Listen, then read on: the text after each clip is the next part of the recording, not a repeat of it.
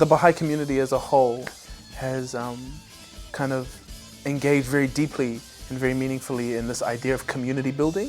So what type of capacities are being built? All forms of capacity that assists us to contribute to the betterment of society.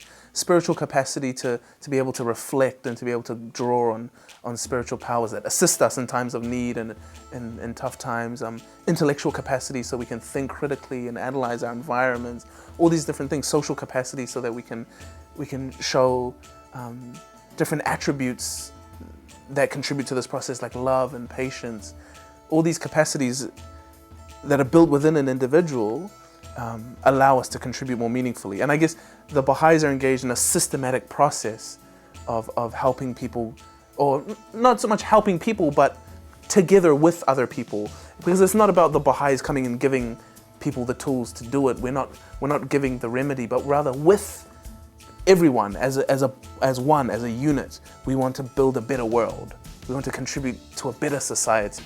You're saying that it's a mutual process, just as much as the youth are giving their time and their energy to the junior youth. The junior youth are also bringing out potential in the youth for developing themselves and building capacity. It's a two-way process. This community building, this idea of community building, isn't an idea where we don't see it as someone comes in and assists people to be better, but rather it's something that happens at the grassroots, something that happens at the level of the community.